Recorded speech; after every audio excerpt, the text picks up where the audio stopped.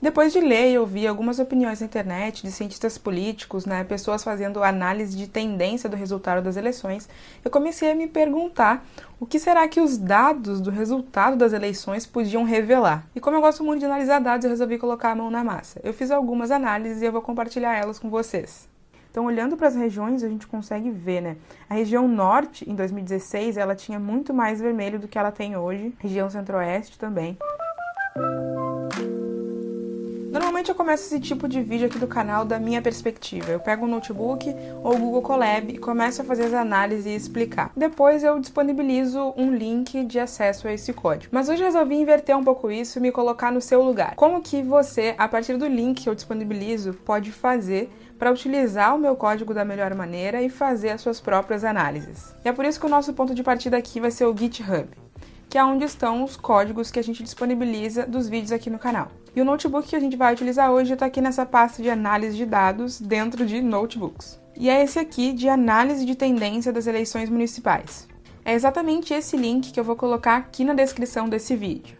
Então, se você clicar no link, você vai chegar nessa página. E ao se deparar com essa página, o que eu recomendo você fazer é clicar aqui nesse botão Abrir no Colab.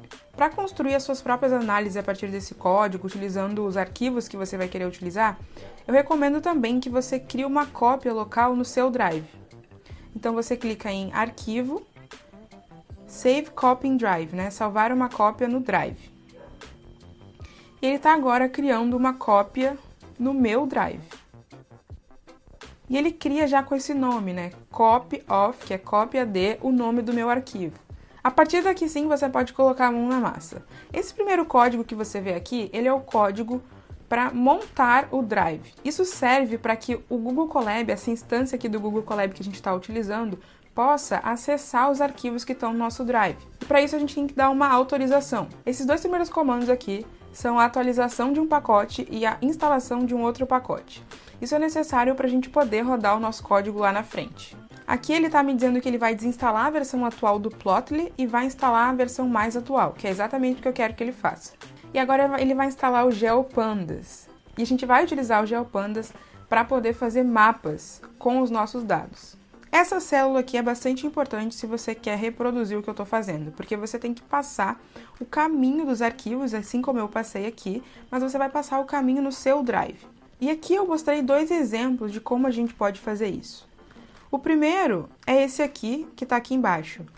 Eu tenho um arquivo, que é um arquivo de shapefile, que eu vou utilizar para fazer um mapa, e eu passei aqui para ele o caminho absoluto do arquivo, ou seja, o caminho inteiro. E como eu sei esse caminho, Eu posso clicar aqui nessa aba lateral, vir em Drive, encontrar a pasta onde estão os meus dados, e aí eu venho aqui nessas três pontinhos e clico em copiar caminho. Mas existe a segunda maneira de passar esse caminho, que é a forma relativa.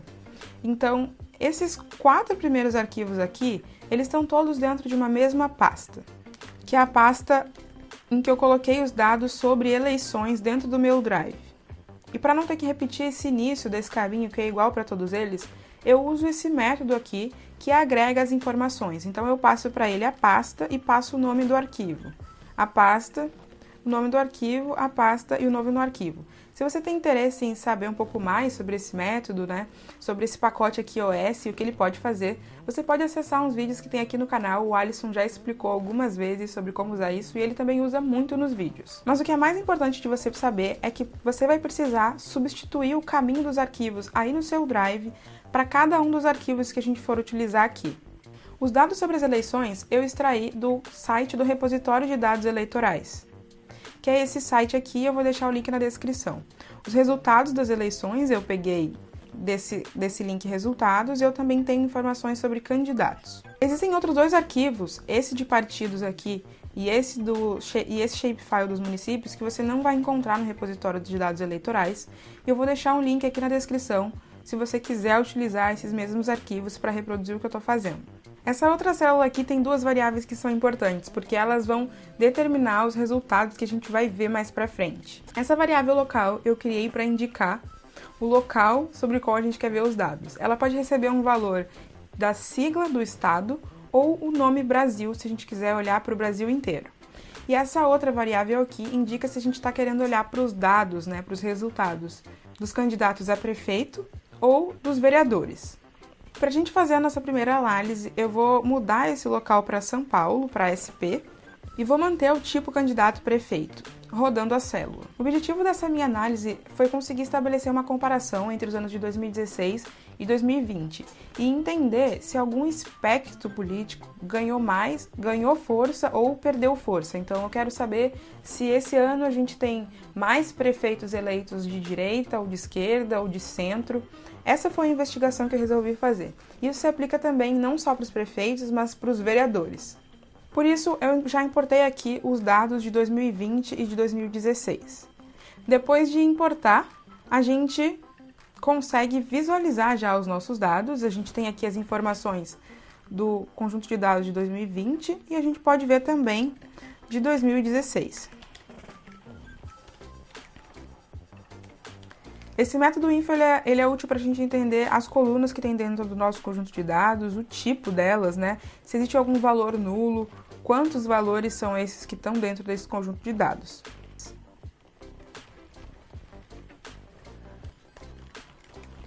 E que dados são esses, né? Cada linha dessa daqui indica o resultado de um candidato numa zona eleitoral. No caso de 2016, a gente tem dados de primeiro e segundo turno. No caso de 2020, a gente tem no momento só o primeiro turno, porque ainda não ocorreu o segundo turno desse ano. E aí você vê que a última coluna aqui é a quantidade de votos nominais, a quantidade de votos nominais na zona eleitoral. O que significa que para a gente poder ter o número total de votos de cada candidato, a gente tem que fazer um agrupamento e somar os dados de todas as zonas eleitorais. E é exatamente isso que eu faço a seguir. Então, eu resolvi fazer um agrupamento pelo número de candidato e o número da unidade eleitoral, que no caso aqui a gente está tratando de município. E aqui eu estou escolhendo algumas colunas que eu quero manter do meu dado, pedindo para ele pegar a primeira ocorrência delas, porque elas se repetem, e pedindo para ele somar a quantidade de votos nominais, ordenar por votos nominais. Nessa minha análise aqui eu vou olhar para o candidato a prefeito mais votado em cada município. E é por isso que depois de fazer toda essa agregação, eu me livro de todos os outros candidatos que não são o mais votado. Então eu peço para ele ficar com o primeiro, e o primeiro, visto que eu ordenei de maneira decrescente, é o candidato mais votado. E rodando esse código a gente consegue ver isso. Então a gente está lidando com os dados de 2020 e em São Paulo, no município de São Paulo, o candidato mais votado foi o Bruno Covas. E foi para o segundo turno, exatamente o que está escrito aqui. E ele mostra aqui outros candidatos eleitos. E eu faço a mesma coisa para os dados de 2016. Então você vê aqui corretamente que o João Dória foi eleito em 2016, embora atualmente seja o Bruno Covas o prefeito, mas é porque ele era vice do Dória e assumiu depois. E a primeira coisa que eu resolvi olhar foi a distribuição dos candidatos mais votados por partido. Será que o partido que mais elegeu prefeitos em 2016 é o mesmo que mais elegeu em 2020? Houve uma mudança, né, aí? Bom, a gente sabe que em São Paulo especificamente o PSDB tem uma influência muito forte. Então a tendência é a gente esperar que em 2020 isso vai se manter. Para responder essa pergunta, a gente pode simplesmente agrupar as nossas linhas do nosso conjunto de dados pela sigla do partido. Aqui então a gente já vê que o partido que mais tem candidatos mais votados em São Paulo continua sendo o PSDB. Mas tem uma maneira mais interessante da gente visualizar isso, que é em gráfico. Então aqui a gente consegue ver que o PSDB em São Paulo teve uma maioria de candidatos e foram 180 especificamente. E em segundo lugar veio o DEM. Para a gente fazer a comparação e entender se houve uma mudança, a gente tem que fazer a mesma coisa para 2016. Em relação a 2016, na verdade, o PSDB aumentou, então ele foi de 171 para 180, mas houve uma alteração aqui nesses outros partidos aqui. Então, o DEM ganhou bastante força em São Paulo, ele foi de 50 para 72, e o MDB perdeu um pouco de força, né? A gente consegue ver isso por aqui. Mas depois de olhar para os partidos, foi quando me veio a curiosidade de saber, tudo bem, mas e se eu quisesse olhar para os espectros, né? Será que tem como a gente observar uma mudança entre esquerda, direita e centro no Brasil hoje? Olhando para os resultados das eleições municipais, será que algum desses espectros se fortaleceu? Para isso, eu tive que primeiro ir atrás da informação de espectro. E eu recorri à Wikipedia. Na Wikipedia, ele fala sobre a lista de partidos políticos do Brasil e ele faz uma relação sobre como esses partidos são considerados em virtude do espectro, de acordo com determinadas fontes. Eles, inclusive, mencionam aqui que essa classificação ela muda ao longo do tempo. Então, aqui eles estão mostrando que em 2019 o Congresso em Foco fez essa categorização aqui por partidos. Se a gente pegar aqui o de 2016, a gente vê que tem algumas mudanças de classificação, mas como eu quero fazer uma comparação, eu estabeleci 2020 como a referência. Então o que eu fiz foi transformar essa informação da Wikipedia num arquivo CSV legível, e eu vou disponibilizar ele para você que também quiser utilizar. Aqui, então, eu estou basicamente importando esse arquivo que eu fiz, e o que eu fiz depois, então, foi pegar esses dados e cruzar com os dados dos resultados de 2020 e 2016. Eu usei como chave o número do partido. Com isso, a gente fica com um conjunto de dados similar a esse aqui. A gente tem aqui os prefeitos mais votados, e no final aqui a gente agregou a informação do espectro. E agora sim a gente chega no nosso objetivo, que era conseguir identificar a mudança, né, a tendência, se ela existe ou se ela não existe. E eu resolvi começar analisando isso através de um mapa. Porque a minha hipótese era de que se essa mudança ela fosse muito expressiva, então supondo que quase todos os prefeitos fossem de direita ou de esquerda, isso iria ficar muito latente visualmente nesse mapa. Para fazer o mapa, eu utilizo o GeoPandas e aquele arquivo que eu falei, que é o arquivo Shapefile. Ele é um arquivo que tem um formato específico para poder ser lido como um GeoDataFrame e utilizado para fazer um mapa. E aí, então, eu faço finalmente uma junção entre os dados que a gente já tinha e o GeoDataFrame para poder não só fazer um mapa, né, do Brasil, mas utilizar a informação, os dados que a gente tem dos resultados, para colocar a informação nesse mapa, no caso, para colorir esse mapa. E eu faço isso também para 2016 e 2020. E aí, finalmente, a gente pode plotar o nosso mapa. Aqui, então, eu peço para ele colorir segundo a coluna espectro.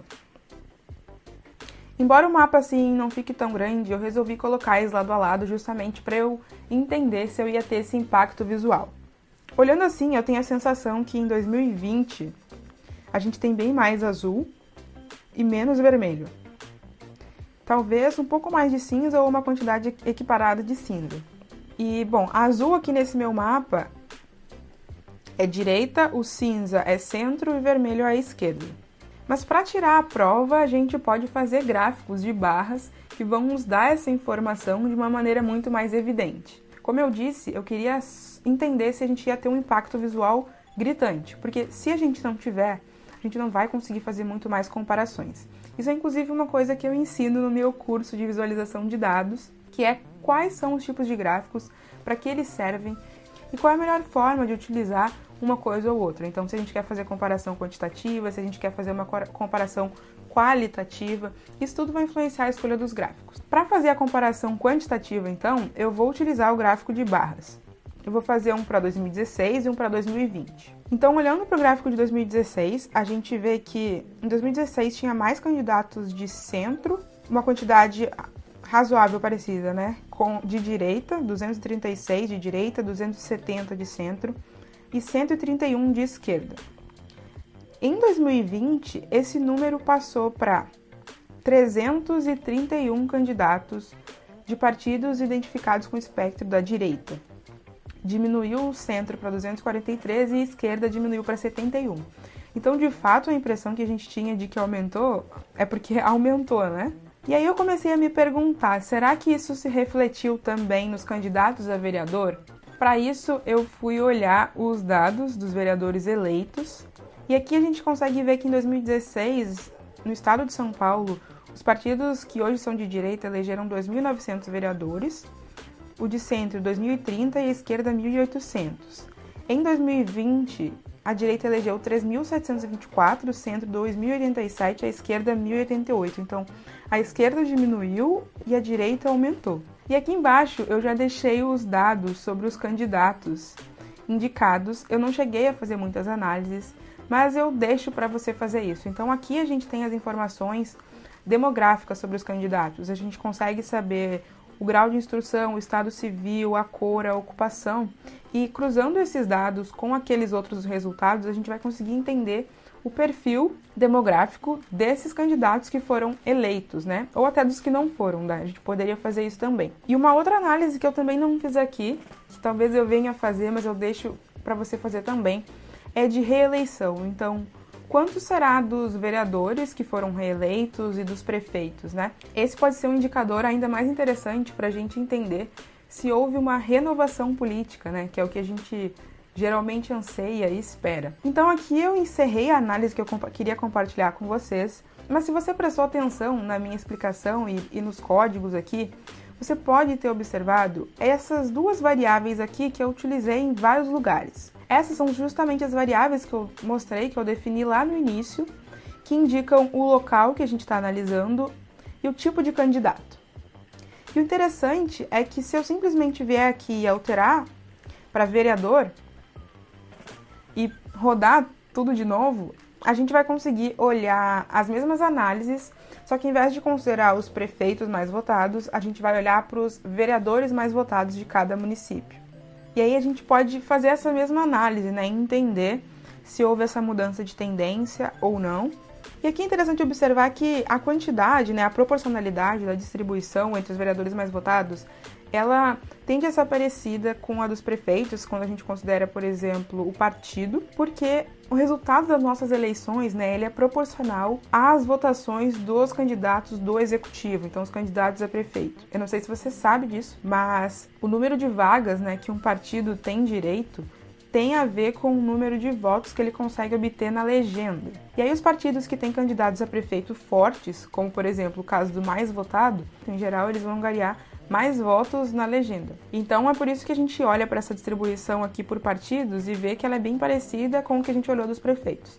Mas o que é interessante é que pode haver diferença quando a gente olha para os candidatos em si, né, para o candidato mais votado. Porque embora o prefeito possa ser de direita, por exemplo, o candidato mais votado da cidade pode ser de esquerda e vice-versa. Então, olhar para o mapa, por exemplo, pode revelar alguma coisa diferente. E de fato revela um pouco, né? A gente vê aqui que em 2016 ele é muito mais distribuído e em 2020 ele é menos azul, né, do que o mapa de prefeito. Mas uma outra análise que eu acho interessante, ao invés de só mudar o tipo do candidato, é a gente mudar a região. Então a gente pode olhar para prefeito no Brasil inteiro e olhar para o Brasil inteiro vai poder nos fazer entender se a gente vai conseguir ver algum tipo de tendência nacional ou não. E isso também iria indicar, se houvesse uma tendência, algum sinal para as eleições, para as próximas eleições, né, que são as de 2022, que são eleições gerais, em que a gente vota para presidente, deputado estadual, deputado federal, porque as eleições municipais gerais, elas tendem uma a influenciar a outra, principalmente quando se refere a recursos. Então a gente tem o fundo partidário, por exemplo, no Brasil, e a distribuição do fundo partidário, ela se dá de acordo com o desempenho dos partidos nas eleições gerais, o que significa que nessas eleições municipais tinha mais dinheiro quem conseguiu bancadas maiores no Congresso em 2018. E isso explica um pouco, né, o porquê a gente vê uma direita mais expressiva, porque as eleições de 2018 foi um momento em que a direita no Brasil estava mais fortalecida e por isso ganhou mais dinheiro agora em 2020. Então, olhando aqui para o resultado do Brasil, a gente vê que, em termos de Brasil, né, o partido que tem mais prefeitos bem votados é o MDB, em 2020, e que em 2016 também era. Agora, tem uma particularidade interessante que é, em 2016 a gente tinha um PSDB muito mais forte do que a gente tem agora em 2020, então o PSDB caiu bastante. E isso se explica exatamente pelo que eu acabei de dizer. Então, em 2016, o financiamento das eleições ele foi com base no resultado das eleições de 2014. Nas eleições de 2014, o PSDB era forte, ele foi para o segundo turno, né, que foi Aécio e Dilma Rousseff.